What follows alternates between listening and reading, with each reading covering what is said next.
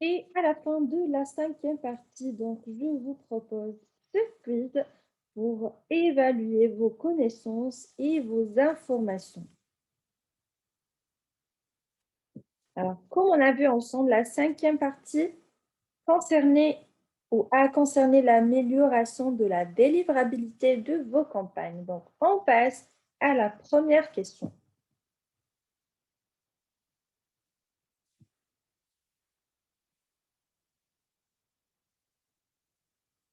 La question numéro 1. Vous notez une diminution de votre taux d'ouverture qui est passé en quelques jours de 25% en moyenne à 20%. Afin d'identifier le type d'incident, vous compilez vos taux d'ouverture et de soft bounce par jour et par destination dans le tableau ci-dessous.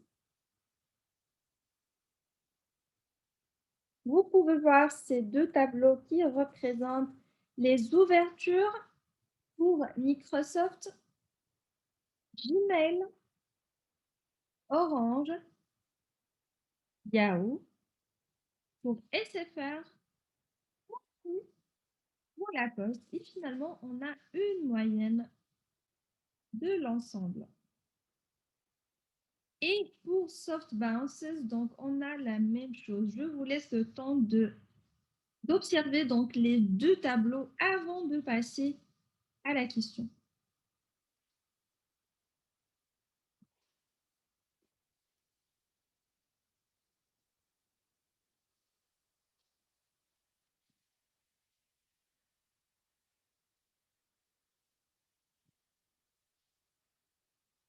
Et donc, comment interprétez-vous ces données?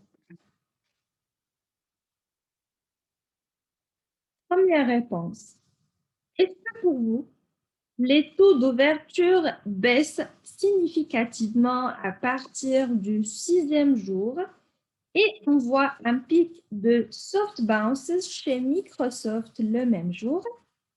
Il y a donc un blocage total des envois. Deuxième interprétation. Les taux d'ouverture baissent significativement à partir du sixième jour et on voit un pic de soft bounce chez Microsoft le même jour.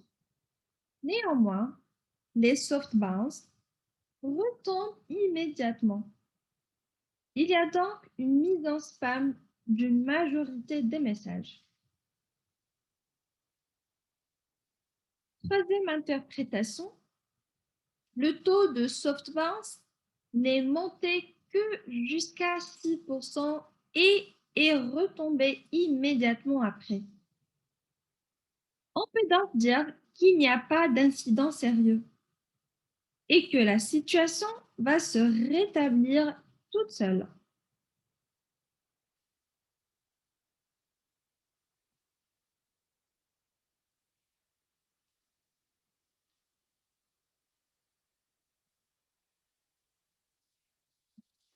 Deuxième question. Sur base de l'observation faite dans la question précédente, vous décidez d'élargir vos recherches afin de comprendre ce qui a été l'élément déclencheur de cette situation. Vous analysez donc les taux de hard bounce et de plainte sur la même période grâce au tableau suivant. On a un premier tableau qui concerne le hard bounce pour Microsoft, Gmail, Orange, Yahoo, SFR, Free et pour la Poste. Et un deuxième tableau qui représente les plaintes. Je vous laisse le temps de vérifier et bien observer le tableau ou les deux tableaux.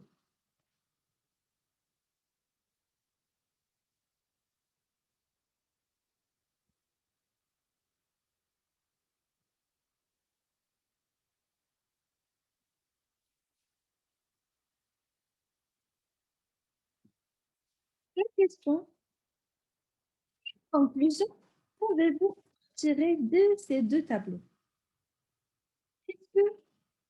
Premièrement, on note que Microsoft, il y a, ou que pour Microsoft, il y a des plaintes jusqu'à 5e jour. Et ensuite, plus du tout, tant que les plaintes sont responsables de l'incident. Deuxièmement, il n'y a pas de pic de plaintes spam chez Microsoft. Et le pic de Heartbound s'est produit sur toutes les destinations sans que cela crée de problèmes chez les autres. Nous ne sommes donc pas capables d'identifier une cause avec ces chiffres. En conclusion, on conclut que toutes les destinations voient une augmentation des taux de Heartbound le jour 5 et qu'il y a probablement eu un ciblage de mauvaise qualité ce jour-là qui a déclenché la baisse de réputation chez Microsoft.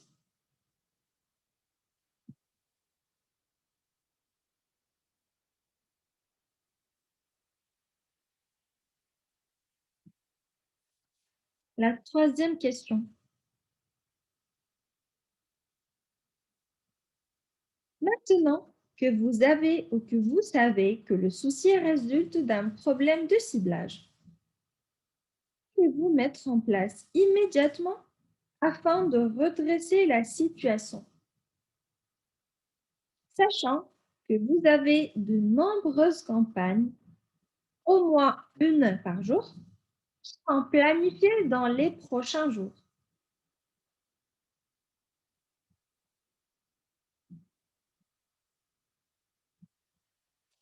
Alors, la première action, est-ce que je réduis immédiatement mes envois vers Microsoft pour me concentrer sur tous les destinataires ayant ouvert une campagne dans les 3 derniers mois, ce qui permettra à mon score de réputation de remonter progressivement. Deuxième action à faire, j'arrête immédiatement l'ensemble de mes envois vers Microsoft. De notre volonté d'amélioration ou d'améliorer la situation. Et je contacte leur support afin de demander à sortir de la boîte spam. Bien, comme troisième action proposée, il ne faut surtout pas stopper net les envois. Sinon, la baisse de réputation va continuer. Je vais donc étaler les envois sur la journée pour que les filtres anti-spam voient moins de pics d'envoi.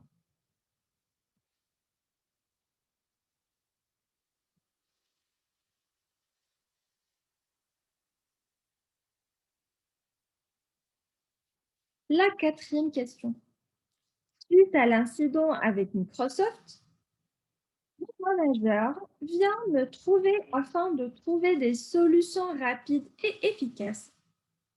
En effet, Microsoft étant la destination la plus représentée dans notre base de données, le manque à gagner est très important. Celui-ci s'assure ou m'assure ne jamais avoir eu de problème de délivrabilité dans sa précédente entreprise, alors qu'il utilisait MailChimp. Par ailleurs, il me fait remarquer que nous avons encore accès à notre ancienne plateforme. Il me propose donc d'envoyer tous les ouvreurs de plus de 3 mois sur MailChimp ou sur notre ancienne plateforme d'envoi, afin de continuer à cibler l'ensemble de nos destinataires Microsoft. La question est ensuite, est-ce une bonne idée et pourquoi? Première réponse, oui, c'est une bonne idée. Même si ces adresses sont moins qualitatives, elles auront un impact sur la réputation d'une autre solution d'envoi, ce qui est un moindre mal. Une fois que la situation sera revenue à la normale sur notre plateforme d'envoi principale, il faudra simplement arrêter d'utiliser l'autre. Deuxième réponse. Oui, c'est une bonne idée. Il faudra simplement veiller à utiliser un autre domaine et à modifier légèrement le contenu de vos emails afin de passer entre les mailles du filet. Troisième réponse, non, ce n'est pas une bonne idée. L'identité d'expéditeur dépasse un routeur ou des adresses IP. Microsoft pourra très facilement détecter que suite au blocage, vos emails continuent à être envoyés via une solution tierce. De même, vous serez très rapidement reconnu avec votre nom de domaine et l'incident risque de se répéter sur l'autre plateforme.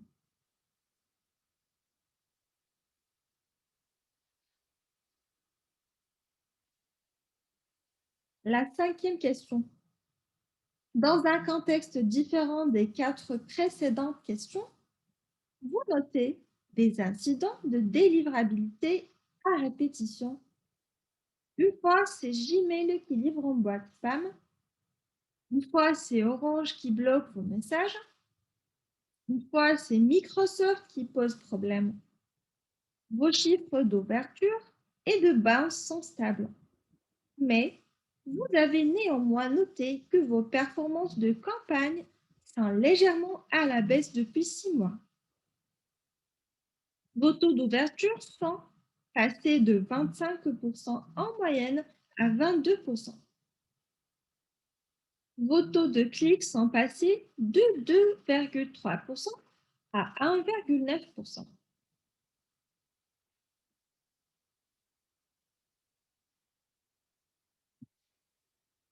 La question, quels sont les différents packages d'intervention que vous devriez mettre en place afin de rétablir globalement la situation et de remonter durablement votre réputation? Est-ce que, premièrement, il faut optimiser le design de vos emails, vérifier la bonne configuration de vos mécanismes d'authentification, SPF, des KIM, des marques, et passer à une adresse IP dédiée? Ou bien, il faut mettre en place un scénario automatique de gestion des inactifs. Protégez vos formulaires d'inscription afin que des robots ne puissent pas inscrire automatiquement des adresses e-mail. Modifiez votre segmentation afin de solliciter moins fréquemment vos destinataires moins engagés. Ou bien, troisièmement, il faut construire un tableau de bord de suivi de chaque campagne.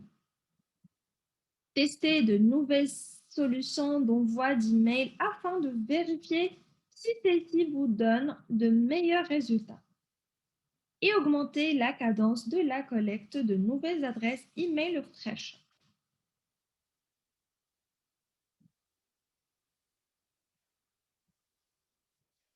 La sixième question. Depuis que votre entreprise utilise l'email marketing, soit plus de 10 ans, rien n'a changé. Vous arrivez à votre nouveau poste de gestionnaire de campagne dans celle-ci et une de vos missions est de faire évoluer les logiques d'envoi et de délivrabilité. Dans ce cadre, vous réalisez un inventaire du fonctionnement de la délivrabilité dans l'entreprise.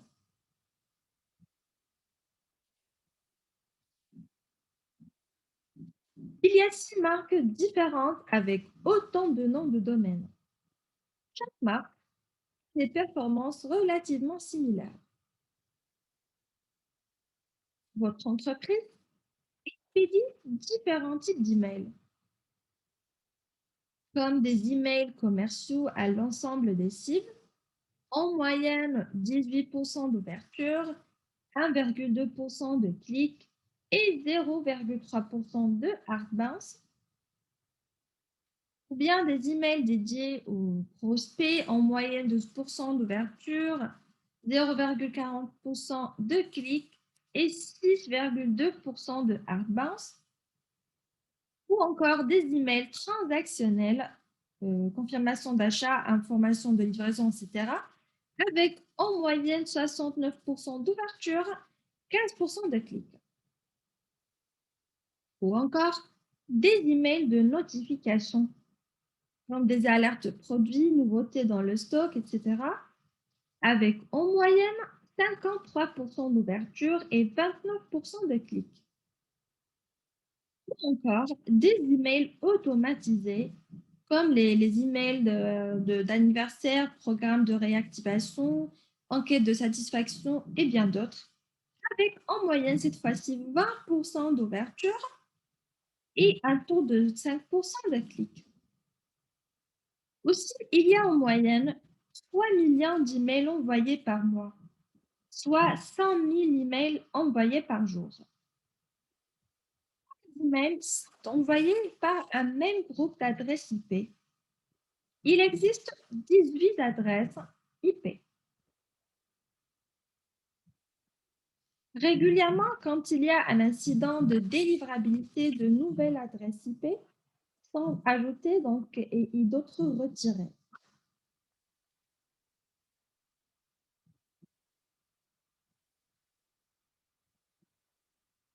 Alors la question ici, quelle proposition allez-vous faire afin d'optimiser la manière dont les envois sont organisés? Première proposition, on met les emails commerciaux et dédiés aux prospects ensemble dans un groupe d'adresses IP et les emails transactionnels, les notifications et les emails automatisés dans un autre groupe d'adresses IP. De cette manière, on isole tout ce qui est ad hoc, envoyé manuellement de ce qui est automatique. Cela permet d'avoir des comportements d'envoi cohérents dans les deux pools d'adresses IP. Chaque pool reçoit la moitié des adresses IP.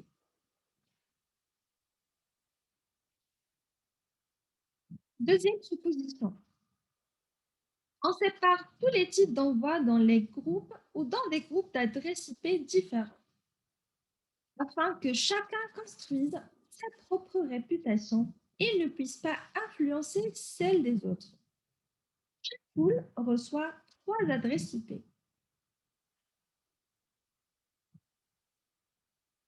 Troisième proposition, on décide de regrouper les emails commerciaux, les emails dédiés aux prospects et les emails automatisés. Ce groupe reçoit 2 adresses IP. Ailleurs, les emails transactionnels et les notifications sont regroupés dans un autre pool avec une seule adresse IP. Les deux types d'emails, transactionnels et notifications, sont de ce fait protégés des autres types d'emails moins qualitatifs et ne risquent pas de voir leur réputation influencée par ceci.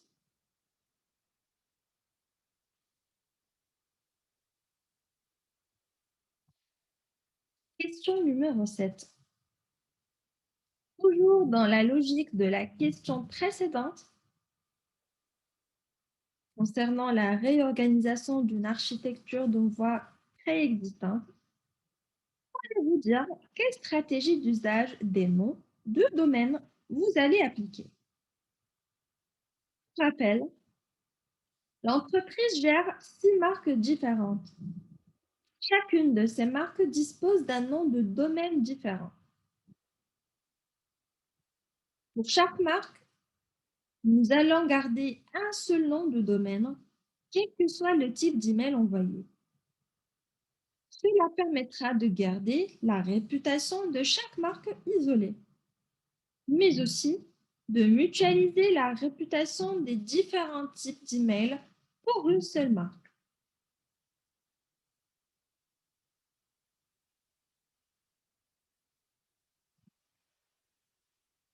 Deuxième stratégie proposée, chaque marque et chaque type d'email, nous allons créer un sous-domaine différent. Par exemple, notification.marquea.com, marketing.marquea.com, notification.marqueb.com, etc. De cette manière, chaque marque construit sa propre réputation et nous aidant les filtres anti-spam à correctement catégoriser les différentes typologies d'emails.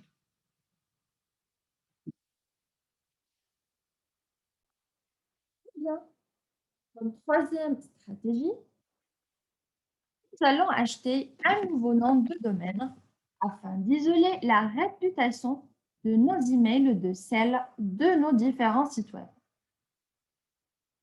De cette manière, nous allons reconstruire une réputation toute neuve et éviter que notre messagerie d'entreprise ne soit influencée par notre stratégie email marketing.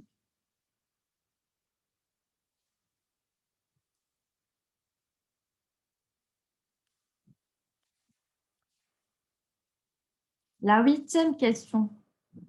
Dans le cadre de votre nouvelle stratégie d'usage des noms de domaine, telle que décrite à la question précédente, comment pensez-vous faille organiser la transition entre votre précédent usage des noms de domaine et le nouveau?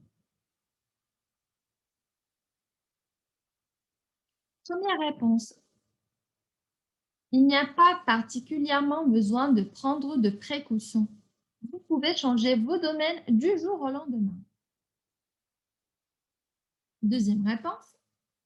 Vos sous-domaines n'ayant jamais envoyé d'email, il sera nécessaire qu'ils se créent une réputation.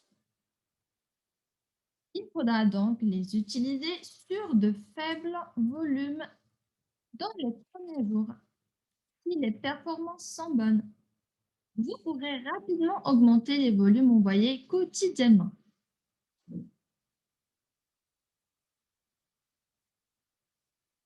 Troisième réponse. Il est nécessaire d'être très prudent suite à l'utilisation de nouveaux sous-domaines. D'envoi, bien sûr. Un plan de chauffe de la réputation devra être créé. Et celui-ci s'étalera régulièrement durant 6 à 8 semaines afin d'atteindre les pleins volumes.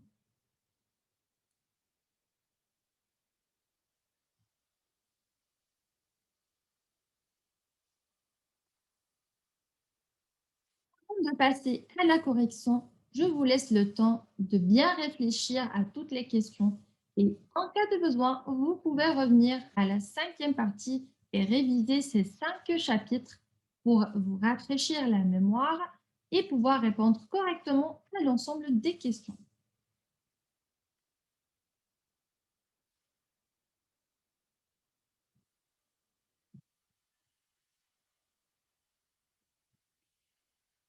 Passons maintenant à la correction. Commençons par la première question. Selon les deux tableaux qu'on avait vus, la question était comment interprétez-vous les données des tableaux? Alors la bonne question, c'est la deuxième. On remarque que les taux d'ouverture baissent significativement à partir du sixième jour et on voit un pic de soft bounce chez Microsoft le même jour. Néanmoins, les soft bounce retombent immédiatement. Il y a donc une mise en spam d'une majorité des messages. Ici, avec un taux d'ouverture qui baisse de manière isolée chez Microsoft uniquement et avec un taux de soft bounce ou de block bounce limité au premier jour, on peut clairement voir qu'il s'agit d'une mise en spam massive des emails envoyés vers Microsoft. Et pour rappel, Un soft bounce est une erreur temporaire, là où le hard bounce est une erreur permanente.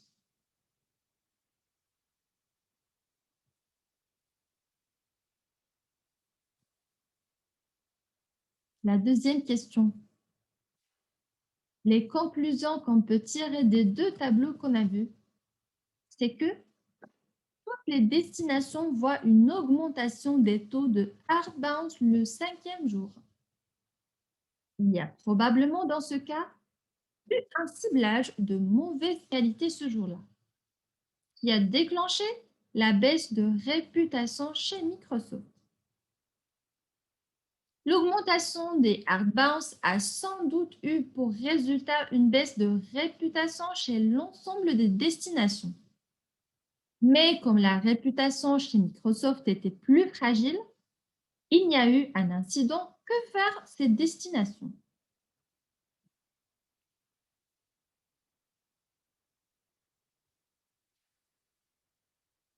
La troisième question. Maintenant que vous savez que le souci résulte d'un problème de ciblage, qu'allez-vous mettre en place immédiatement pour redresser la situation, sachant que vous avez de nombreuses campagnes, au moins une par jour, planifiées dans les prochains jours? La bonne réponse, c'est qu'il faut immédiatement réduire les envois vers Microsoft pour se concentrer sur toutes les destinations ayant ouvert une campagne dans les 3 derniers mois, ce qui permettra à notre score de réputation de remonter progressivement. Alors, lorsqu'un score de réputation est dégradé, l'objectif principal est de le faire remonter, même si ça peut prendre du temps, en diminuant un maximum les signaux négatifs, comme les plaintes, les bounces et l'inactivité, et en augmentant les signaux positifs comme les ouvertures et les clics.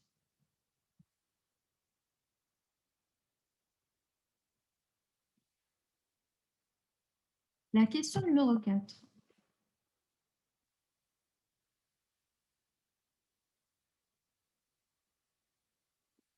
Selon les données qu'on a vues, est-ce que c'était une bonne idée et pourquoi?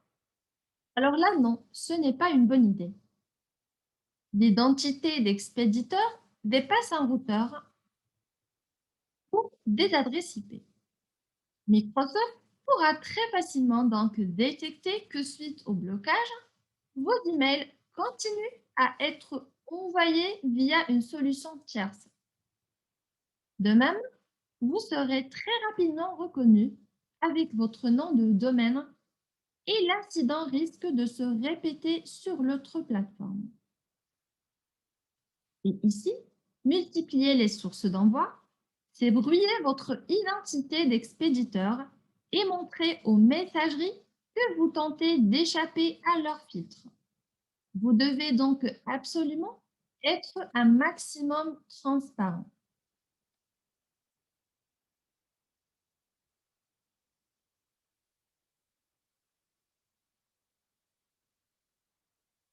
La cinquième question.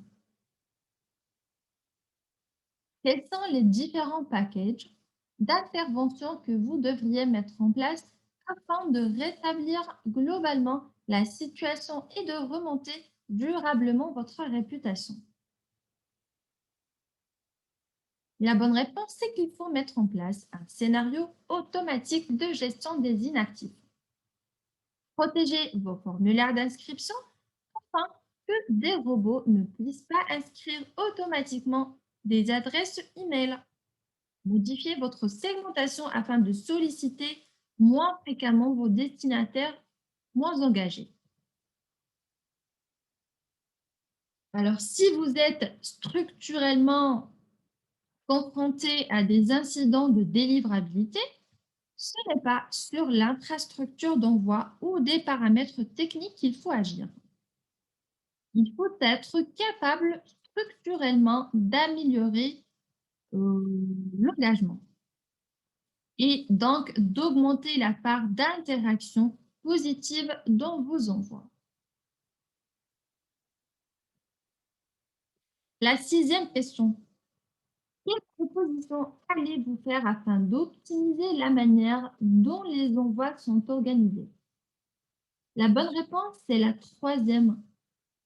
On décide de regrouper les emails commerciaux, les emails dédiés aux prospects et les emails automatisés. Le groupe reçoit deux adresses IP. Par ailleurs, les emails transactionnels et les notifications sont regroupés dans un autre pool avec une seule adresse IP. Les deux types d'emails, transactionnels et notifications, sont de ce fait protégés des autres types d'emails moins qualitatifs et ne risquent pas de voir leur réputation influencée par ceci.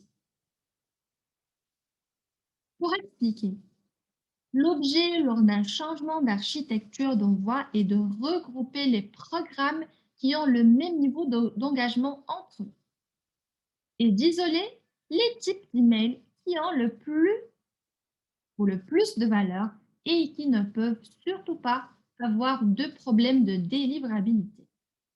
Typiquement, les emails transactionnels.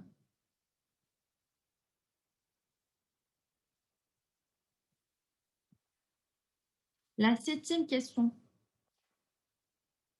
toujours dans la logique de la question précédente, réorganisation d'une architecture d'envoi préexistante, vous dire quelle stratégie d'usage des noms de domaine vous allez appliquer.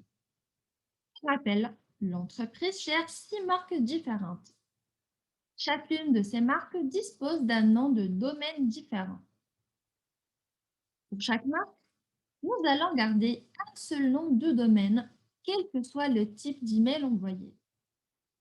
Cela permettra de garder la réputation de chaque marque isolée, mais aussi de mutualiser la réputation des différents types d'emails pour une seule marque. Ça, c'était la première proposition. La deuxième, qui est la bonne question, c'est que pour chaque marque et chaque type d'email, nous allons créer un sous-domaine différent. Par exemple, notification.marquea.com, marketing.marquea.com, notification.marqueb.com, etc. De cette manière, chaque marque construit sa propre réputation et nous aidant les filtres anti-spam à correctement catégoriser les différentes typologies d'emails. Pour expliquer, non seulement vous devez avoir l'identité d'expéditeur la plus transparente possible, et donc éviter de vous cacher ou de multiplier les identités, mais vous devez penser à simplifier le travail des filtres anti-spam avec des sous-domaines distincts. Il sera par exemple plus simple pour Gmail de savoir qu'il a devant lui un email de confirmation d'achat ou un email commercial.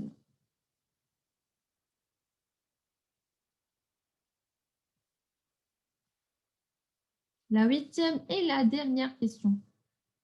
Dans le cadre de votre nouvelle stratégie d'usage des noms de domaine, telle que décrite à la question précédente, comment pensez-vous qu'il faille organiser la transition entre votre précédent usage des noms de domaine et le nouveau? Ici, la bonne réponse est la deuxième. Donc, vos sous-domaines n'ayant jamais envoyé d'email, il sera nécessaire qu'ils se créent une réputation. Il faudra donc les utiliser sur de faibles volumes dans les premiers jours. Et si les performances sont bonnes, vous pourrez rapidement augmenter les volumes envoyés quotidiennement. Si les domaines étaient déjà utilisés précédemment, et encore plus si la réputation était bonne sur ceux-ci, il ne faut généralement que quelques jours à des sous-domaines pour atteindre des niveaux de réputation similaires. Cela demande néanmoins d'être vigilant, de prendre quelques précautions et surtout de monitorer attentivement les chiffres, ouverture, etc. obtenus.